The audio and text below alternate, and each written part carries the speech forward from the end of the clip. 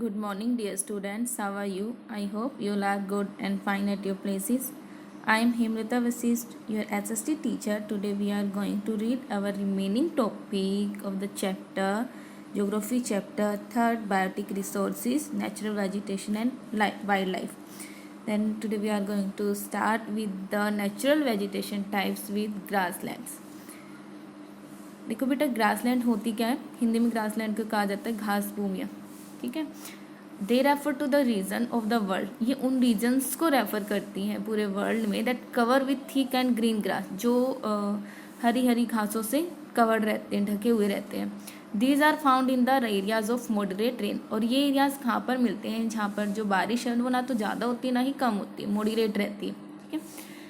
Then जो grasslands हैं उनको बेटा आगे जाकर 2 टाइप्स में डिवाइड किया गया है. First is temperate grassland and second is tropical grassland. We are start with temperate grassland. देखो टेम्परेट ग्रासलैंड, इसमें बेटा जो टाइप्स हैं ग्रासलैंड के, जो नेम्स है वो दिखाए गए हैं, उनकी करेक्टरिस्टिक्स बताई गई हैं एंड वेजिटेशंस बताई गई हैं, और इनमें पाए जाने वाले जो एनिमल्स हैं उनके बारे में बताया गया. These grass lands have different names. जो ग्रास लैंड्स होते हैं बेटा इनके अलग अलग नाम है. फॉर एग्जाम्पल देखो यहाँ पर जो टेबल बनाई गई है इसमें नेम एंड रीज़न दिए गए कि कौन से रीजन में इन ग्रास लैंड्स को क्या कहा जाता है. सबसे पहले नेम देखो, prairies, steppe, down, Pampas, weld. And फिर रीजन्स हैं north America, Central Asia and Russia, Australia, South America and Argentina and South Africa. Prairies is called in north America, steppe in Central Asia and Russia, and downs in Australia, pampas South America, Argentina, veld in South Africa. ये इनके names हैं जो अलग अलग regions में grasslands मिलती हैं. कौन सी? Temperate grassland. और टेम्परेट ग्रासलैंड्स को हिंदी में कहा जाता है उष्ण कटिबंधीय घास भूमियाँ. इनकी करेक्टरिस्टिक्स, अब विशेषताएं हैं बेटा इनकी कुछ, जिनको 2 पॉइंट्स में डिफाइन किया गया है. First is these are also known as the granaries of the world. इनको संसार की ग्रैंडरीज के नाम से जाना जाता है. ठीक है. टेम्परेट ग्रासलैंड का जो सेकंड नेम है उनको कैसा कह सकते हैं? Second name granaries of the world. And second characteristic is wheat and maize are grown in this grasslands. Wheat and जो मेज जो क्रॉप्स हैं वो इन ग्रासलैंड में उगाए जाते हैं बहुत ही अच्छे से. अब देखो vegetation, this areas lack in tall trees. अब देखो यहाँ पर जो ग्रासलैंड जो एरियाज होते हैं बेटा, अगर यहाँ पर ट्रीज मिलते, बहुत ज़्यादा लंबे लंबे ट्रीज मिलते हैं तो ये फॉरेस्ट में ही आ जाते हैं. ठीक है. बट यहाँ पर इनकी कमी रहती है. But they have healthy green and nutrients grass. यहाँ ऐसा नहीं है कि ट्रीज नहीं मिलते तो जो ग्रास है हमेशा सूखी रहती, नहीं, बहुत ही हेल्दी होती है, काफ़ी न्यूट्रिएंट्स होती है, यानी कि इनमें काफ़ी ज़्यादा पोषण होता है. In fact they can be termed as the sea of grass. और इसी वजह से इनको कहा जाता है समुद्र की घासें. Wild life, bison, wild buffaloes, antelopes are the common animal found in the temperate grassland. अब देखो बिसन, वाइल्ड बफेलोज, ये देखो ये पिक्चर आपको दिख रही है, ये बिसन है, ये एक एनिमल है जिसका नाम है बिसन. ये पाया जाता है टेम्परेट ग्रासलैंड्स में. एंड वाइल्ड बफेलो जंगली भैंसे, antelopes are the common animal found in the temperate grassland. उसके बाद बेटा next tropical grassland. These grasslands are found in the main areas of Tanzania, Zimbabwe, Kenya, plateau of Brazil, northern Australia and the Deccan plateau in Africa. These are known as savanna grassland. अब देखो जो temperate grassland थी वो कहाँ कहाँ पर मिलती थी? North America, Central Asia, Australia, South America and South Africa. And जो ट्रॉपिकल ग्रासलैंड बेटा उनके एरियाज हैं Tanzania, Zimbabwe, Kenya, plateau of Brazil के पठार, northern Australia and the Deccan plateau in Africa. और अफ्रीका में बेटा इन ग्रासलैंड्स को सवाना कहा जाता है. ठीक है, याद रखें. साउथ अफ्रीका में जो टेम्परेट ग्रासलैंड मिलते हैं जिनको वेल्ड कहा जाता है. पजल मत होना इनमें, क्योंकि टेम्परेट जो ग्रासलैंड्स हैं यहाँ वेल्ड, ये साउथ अफ्रीका में मिलती हैं. एंड मोस्टली जो एरियाज अफ्रीका के वहाँ पर सवाना टाइप्स की ग्रासलैंड्स पाई जाती हैं. उसके बाद है characteristics. They are well grown in the regions of the moderate to low rainfall. ये उनमें बहुत ही अच्छे से, उन रीजन्स में बहुत ही अच्छे से ग्रो करती है ये ग्रास, जहाँ पर जो रेनफॉल है वो बहुत ही कम एंड मॉडरेट रहती है। These grasslands are stable for dairy farming. और जो ग्रासलैंड्स होती है बेटा, ये डेयरी फार्मिंग के लिए बहुत ही अच्छी मानी जाती हैं। Vegetation tall and thick grass along with scatter trees are the main vegetation of the grasslands. और यहाँ पर लंबे और घनी जो ग्रासें हैं वो फैली हुई रहती हैं, ठीक है। स्कैटर्ड मीन्स होता है फैले होना। नेक्स्ट है wildlife. Zebras, elephants, deer, leopards, giraffe etcetera are the main wildlife of the tropical grassland. Zebra, elephant, deer, leopard, giraffe, ये एनिमल्स इन ग्रासलैंड्स में पाए जाते हैं। नेक्स्ट बेटा, नेक्स्ट टाइप है नेचुरल वेजिटेशन का shrubs, ठीक है। शर्ब्स होता है झाड़ियाँ। यहाँ आप देख सकते हैं ये छोटे छोटे पौधे उगे रहते हैं, ये शर्ब्स होती है। जो लंबे जो ट्रीज होते हैं उनके नीचे भी ये घेरा बना के उगे रहते हैं, इनको शर्ब्स कहा जाता है। They are refer to the, देखो अब अच्छे से जान लेते हैं शर्ब्स के बारे में। They are refer to the woody plants smaller than trees, trees से काफ़ी छोटे होते हैं। These are found in the dry desert like areas. और ये कहाँ पर मिलते हैं, जहाँ पर जो एरिया है वो काफ़ी डेजर्टी होता है, ड्राई डेजर्ट यानी कि शुष्क जो मौसम होते हैं वहाँ पर ये पाई जाती हैं श्रब्स, झाड़ियाँ।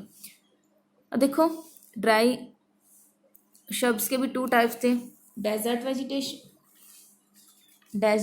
वेजिटेशन एंड टुंड्रा, ठीक है। फर्स्ट है desert vegetation, Sahara, Kalahari desert, जो कहाँ पर मिलता है, अफ्रीका में, Sahara and Kalahari. Atacama desert, Chile में। Thar desert, India.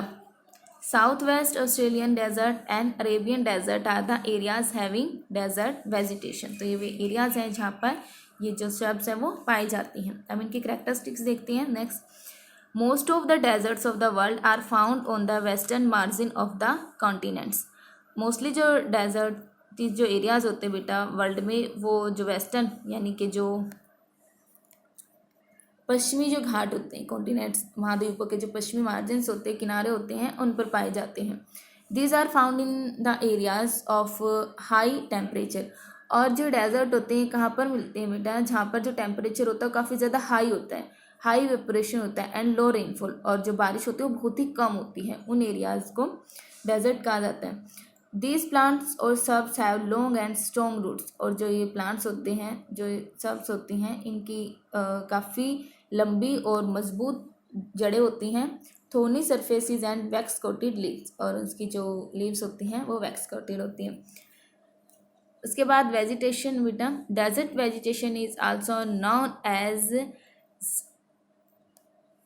एक्सरोफाइट्स that name the vegetation and adapt themselves to the hot and dry climate। और ये नाम जो बेटा उनको कहाँ से मिला है, काफ़ी गर्म और शुष्क जलवायु के कारण उसको ये नाम मिला है।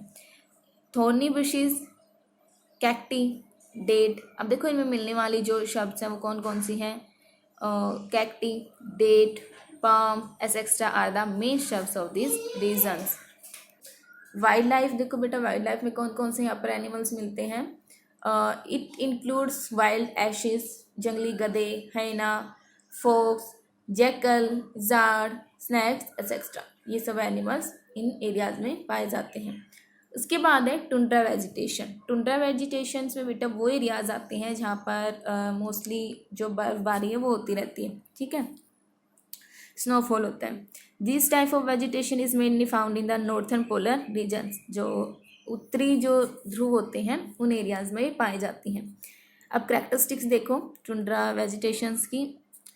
These are found in the areas having extreme cold. जो एरियाज होते हैं बेटा, यहाँ पर ये पिक जो दिखाई गई, इससे भी आप अनुमान लगा सकते हो कि देखो चारों तरफ आपको माउंटेन्स दिख रही हैं और इन पे काफ़ी ज़्यादा जो बर्फ़ स्नो है वो गिरी हुई है। तो यहाँ पर जो ठंड होती है वो बहुत ज़्यादा होती है, बहुत ज़्यादा ठंडे होते हैं regions. These areas remain snow covered almost throughout the year. और पूरा साल ये बर्फ़ से ढके रहते हैं। वेजिटेशन अब कौन कौन सी इनमें मिलती हैं वनस्पतियाँ? Mosses, lichen and small shrubs, छोटी छोटी झाड़ियाँ are found in this region. Thick cover of snow do not allow to vegetation grow. और इसका रीज़न क्यों क्यों ये इतनी छोटी छोटी मिलती हैं? क्योंकि जो बर्फ़ होती है वो इनको पूरा साल ढके रहती हैं, जिसकी वजह से ये ग्रो नहीं कर पाते हैं। ठीक है, नेक्स्ट है इसमें पाई जाने वाली वेजिटेशंस। वाइल्ड लाइफ कौन कौन से इनमें एनिमल्स मिलते हैं? Snow foxes, Arctic owl, musk, oxen, walruses, seal, polar bear are the main animals of the tundra regions. ये मेन एनिमल्स हैं टुंड्रा रीजन्स के जो यहाँ पर मिलती हैं। उसके बाद नेक्स्ट टॉपिक है बेटा आपका importance of utilization of natural vegetation, कि जो नेचुरल वेजिटेशन है, जो प्राकृतिक वनस्पतियाँ हैं, इनका क्या महत्व है। Okay, the forest play very significant role in our life. अब जो फॉरेस्ट होते हैं बेटा, जो जंगल होते हैं, वो काफ़ी महत्वपूर्ण रोल प्ले करते हैं हमारी लाइफ में। They have several direct and indirect aesthetic, economic and ecological benefits. ये हमें डायरेक्ट यानी कि सीधे और इनडायरेक्ट अप्रत्यक्ष रूप से हमारी इकोनॉमिक इकोलॉजिकल जो बेनिफिट्स होते हैं वो हमें देते हैं। इनको पॉइंट्स में डिफाइन किया गया है। First is they are the great source of oxygen and help us by absorbing carbon dioxide. ये बहुत ही अच्छे सोर्स माने गए हैं ऑक्सीजन के एंड एब्जॉर्ब करते हैं कार्बन डाइऑक्साइड को। The roots of trees bind the soil and protect it from damage by running water and blowing winds, they reduce flood problems. अब जो जड़ें होती हैं पौधों की बेटा, वो मिट्टी को ना पकड़े रखती हैं, और जब भी बारिश होती है, जब पानी फ्लो करता है, तो जो मिट्टी है वो पानी के साथ फ्लो नहीं होगा पाती। ठीक है, वो वहीं पर रुक जाती है और बहुत ही ज़्यादा रिड्यूस करती हैं जो फ्लड प्रॉब्लम यानी कि जो बाढ़ें आती हैं उनको। ठीक है, उनको कम करते हैं ये trees. The forest are the great sources of humus that make the soil more benefits. और जो फॉरेस्ट होते हैं बेटा, वो काफ़ी ज़्यादा बड़े स्रोत माने गए हैं ह्यूमस के, जो मिट्टी की जो फर्टिलिटी है उसको बनने में हेल्प करते हैं। They provide shelter and livelihood to many forest communities and villages. ये प्रोवाइड करते हैं शेल्टर्स, घर, livelihood to many forest communities, जो जंगलों में रहते हैं। ठीक है, या गांव में रहने वाले जो लोग हैं उनको बहुत ही अच्छे से। नेक्स्ट पॉइंट है the forest also provide shelter to many wild animals. Forest land is used as pastures and meadows for grazing cattle and sheep. और जो फॉरेस्ट जो जंगलों की जो ज़मीन है बेटा, उसको यूज़ किया जाता है as a pasture and meadows. ठीक है, चारागाह के रूप में। They also provide a variety of forest products such as timber for furniture. ये अलग अलग जो वेराइटी है बेटा, अलग जो प्रदान करते हैं, लाइक टिम्बर जिससे फर्नीचर बनता है, fuelwood, fodder, oil, legume, charcoal, medicinal plants and herbs, turpentine oil, varnishes, pulp for paper, honey, fruit, bee wax and various other useful products. अब देखो जो फॉरेस्ट होते हैं उसमें हमें अलग अलग टाइप की जो वनस्पतियाँ होती हैं, जो जड़ी बूटियाँ होती हैं, वे मिलती हैं, जिनका यूज़ दवाइयाँ बनाने में किया जाता है। कुछ ऐसी लकड़ियाँ होती हैं जिनका यूज़ फर्नीचर बनाने में किया जाता है। जो कागज़ बनता है वो आपका ट्रीज से बनता है, तो ये सभी हमें फॉरेस्ट से मिलते हैं। Many minerals are obtain from the forest. और बहुत सारे जो मिनरल्स होते हैं, जो खनिज होते हैं, वो हमें फॉरेस्ट ही प्रोवाइड करवाते हैं। They are the home of various hill stations which attract a large number of tourists. In this way, they are helped to earn great revenue for the government. Forests are a place for recreations. और जो forest होते हैं बेटा, वो recreations के जगह मानी गई हैं कि जहाँ पर दोबारा से रिक्रिएट किया जा सकता है इनको। उसके बाद है next topic human impact on natural vegetation, कि जो मानव के इन प्राकृतिक जो वनस्पतियाँ हैं, इन पर क्या इम्पैक्ट रही है। इम्पैक्ट होते हैं प्रभाव। ठीक है, thus the forest carry great significances in human being life. अब देखो, ये तो अभी हमने पढ़ा कि जो फॉरेस्ट होते हैं बेटा, उनका ह्यूमन लाइफ में काफ़ी ज़्यादा सिग्निफिकेंट रहा, काफ़ी ज़्यादा इम्पोर्टेंट रही हैं वो। But human being are blind exploiting the forest to meet their own demands. लेकिन ह्यूमंस ने क्या किया बेटा, ब्लाइंडली मतलब अंधाधुन, ठीक है, तरीके से उसका यूज़ किया है अपनी डिमांड्स को फुलफिल करने के लिए।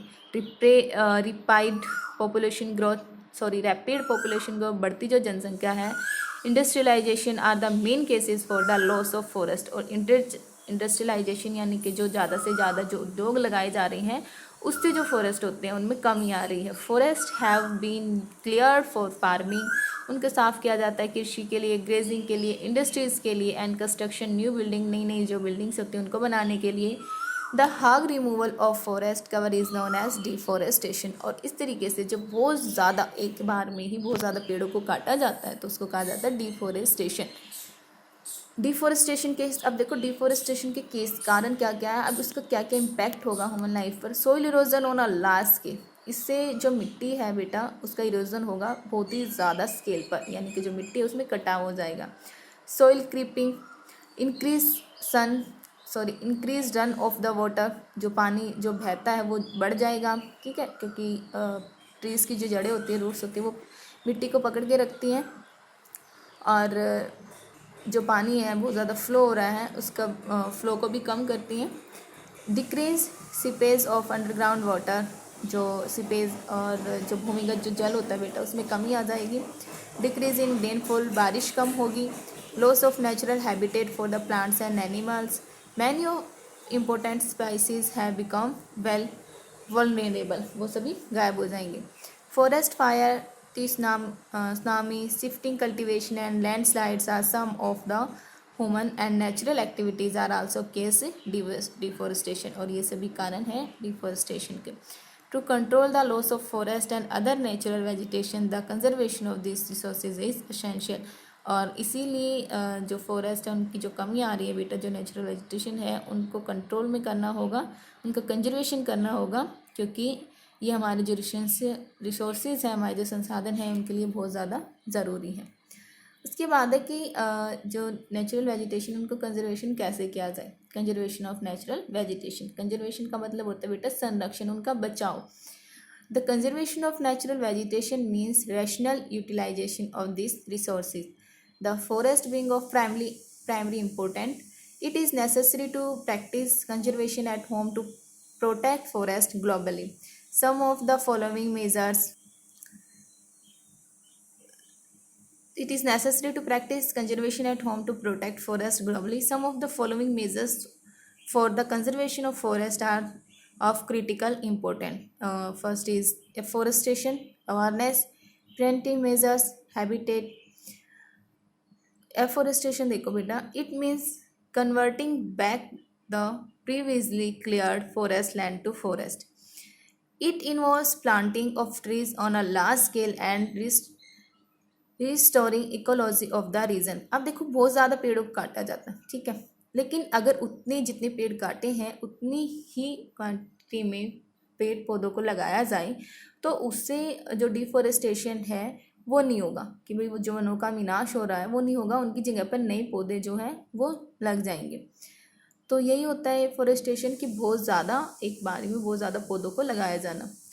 Care should be taken to avoid planting of a single species of trees in a afforested areas, और उनको प्रोटेक्ट करना।